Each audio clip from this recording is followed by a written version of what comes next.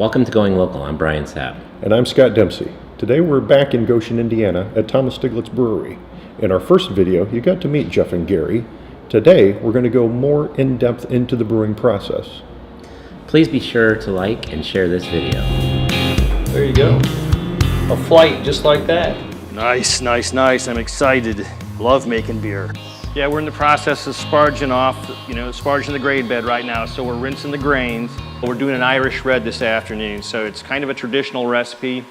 2-row barley, some black patent malt, a little bit of Maris Otter, and just a touch of caramel 60-degree malt. We'll have probably about 33 gallons to boil here at this point to get us down to our 30-gallon batch. Started filling tanks probably about just right around noon today.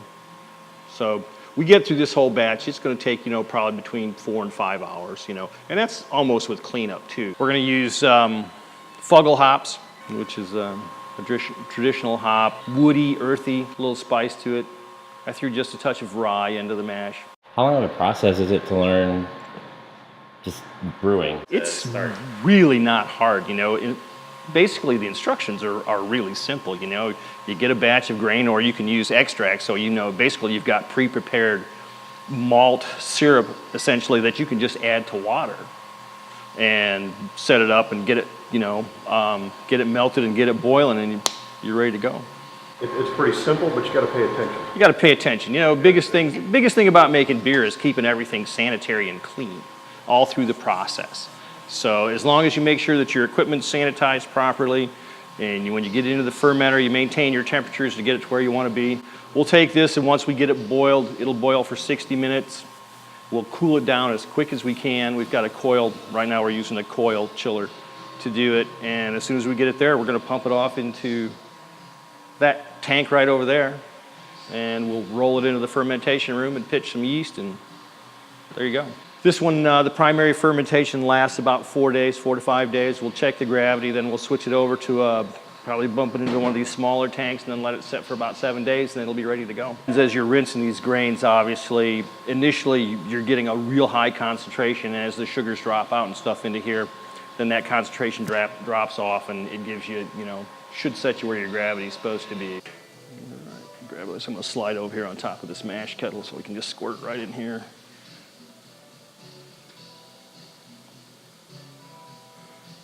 Is that consistent with what the finished product would look like? It'll be a little bit darker. Yeah. We're about 1.052, so as we boil this, then that concentration should go up just a little bit. So I'm hoping we're going to end up about 0.55 on this one.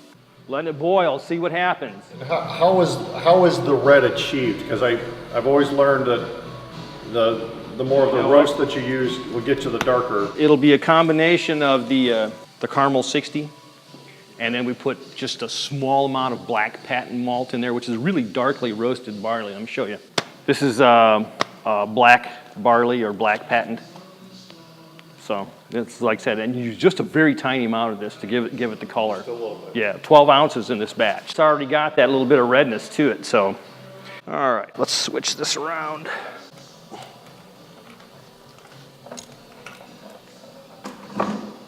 Go this way. Put this up here. Hey, buddy, that's Gary. Circulate this for a little bit to get it cranking along here. Yeah, we're about 170 right now on the temperature. We got to get to 210 degrees to make that boil. Now we wait for it to get, for the temperature to come up to get that to boil, and as soon as it boils, we're going to add the hops into it. Where did you brew your first batch of beer? In the kitchen at home, which is where a lot of people start. Until your wife gets tired of it and says, that stuff stinks, get it out of here. Yeah, I started out in my kitchen, and my wife was very happy when I moved it somewhere else. What's the feedback then? It's always make more beer, make more beer. That's right, give the people what they want. All right, I'm going to do a little cleanup to get some of this grain tossed into these buckets. Yeah, this is the glamorous part of the work right here. Hot grains for piggies. That's how we like to do it.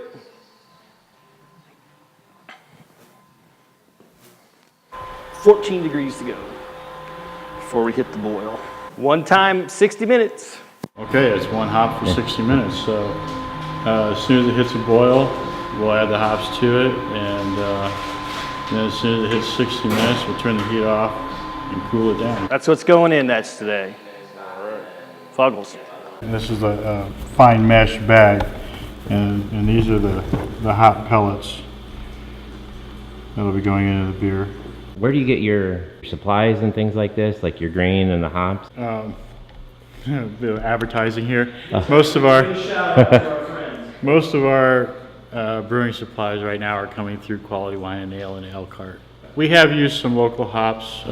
We've used some hops from a hop farm down around Plymouth called Hootenanny Hops.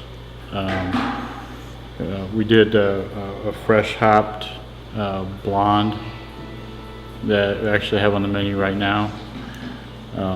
That's just fresh hopping is something that, around here you can do basically once a year when the harvest comes off. So I think we'll do it again. We'll probably find local hop farmers to get some fresh hops from and do something else again next year. Cool. And we want to do more with the local hop farmers and local malting operations in the area. Got a roll there. We are boiling the hop bag. In it goes. Take it and soak it up here a little bit. Get it nice and there you go. Hops are in. It is basically 3:15, so we're going to let her boil for an hour. Chill it down and put it in the fermenter. Oh, that's looking good though. Nice rolling boil. Smells delicious already. See, you got that nice red color in there already. It's going to be right where you want to be, and that'll look so pretty when it goes in the glass. It'll be ready for St. Patty's Day. If you want to experience more, come down to 5th Street here in Goshen. You never know what they'll have on tap, but you can bet it will be amazing. Links to Thomas-Stieglitz are in the description below. Be sure to click the link to subscribe so that you can go with us as we continue to bring you more stories.